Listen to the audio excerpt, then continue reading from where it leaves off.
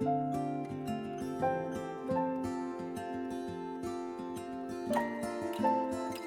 ora, I'm Buffy from the Recreators, and today we're going to be making a Bokashi bucket with a tap.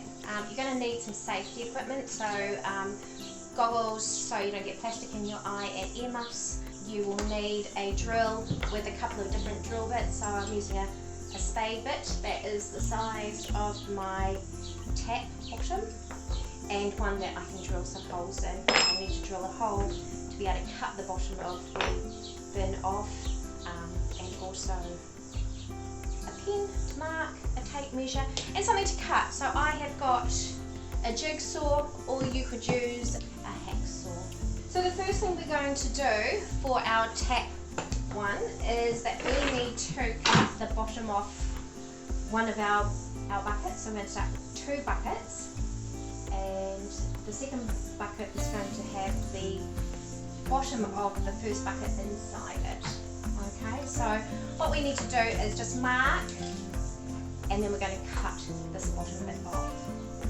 So I am going to go 4 centimetres up, and I'm just going to use a Sharpie or a Vivid, whatever you want to call it, to mark 4 centimetres. Now, no one's going to see this, so if you don't quite get it even, that is fine.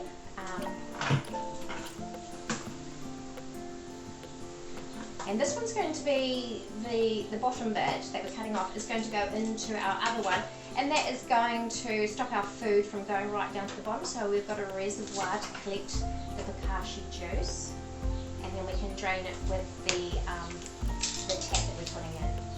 So I'm going to put a drill bit in that I can fit my jigsaw into it. So I've got a hole that I can get my saw started. Put that in there. Battery on, I put my goggles on, and I'm just going to go somewhere close to that 4 centimetre line. So I've got my goggles on because you'll see that a whole lot of plastic just came off then, and I don't want it in my eye. So I'm going to take that battery and I'm going to use it for my jigsaw. You'll see that I'm not putting my battery on until after I've put that plate in, so I don't accidentally push the button and make it go. I'm just going to put the bucket this way so I can cut easier. And I'm just going to roughly follow those little dots there.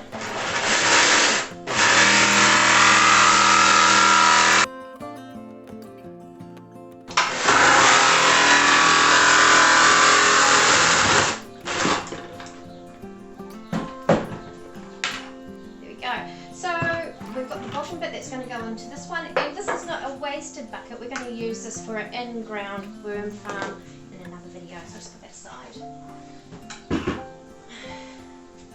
So now here's this bucket and our bottom. I now have to put a whole lot of holes in here so then the liquid can drain into the bottom of here. So I'm going to do that. Now the size of the holes, I think as long as they're not too big for food to go straight through, that's great. I didn't see what size this was. I think it might be about a 6, but a 5, a 4, a 7 should be all fine. And I'm just going to drill a whole lot of holes randomly to allow the Bokashi juice to come out of the food and go into the reservoir.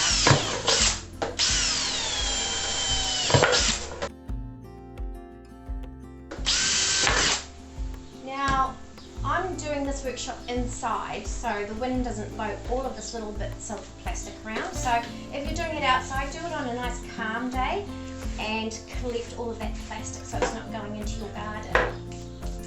So that's the holes already. See, I've just done some random ones. And now I'm going to put the tap onto here. So I bought this tap, it was $1.50 from Mitre 10. It's called a barrel tap, and funnily enough they had them in the camping section, so you must be able to put those onto water canisters and stuff like that.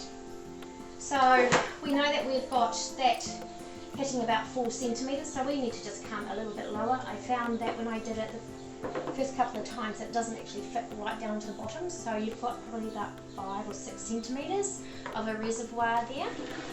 So I'm just going to get my tape measure and just eyeball that. So I think 4 centimetres can be the centre. Let's double check that again. Yeah, and that gives me space for my tap to drain out. Now if you wanted to have something under this to collect the juice, you could lift it up on a bucket so you've got a higher space. Or you could just take this into the garden or lift it up as you wanted to use it. We will talk about the uses of Bokashi and Bokashi juice in another video. So just have a look on our website for that. So now I'm going to drill a hole. I'm using a spade bit. You can see it's quite flat. And the way I figured out what size I want is I just put it at the bottom of my tap and that fits there perfectly. This one here is 25 millimeters, but it will depend on the size of the barrel tap that you get. So just check that, and if you don't know, ask the people at Mitre 10 Bunnings or wherever you are getting your supplies from.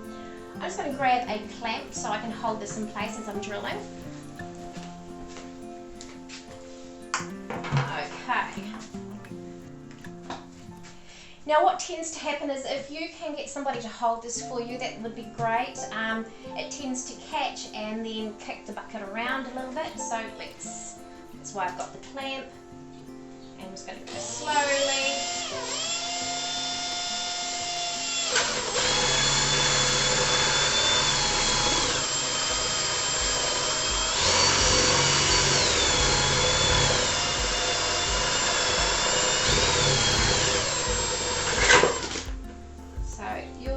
That I was going quite slow.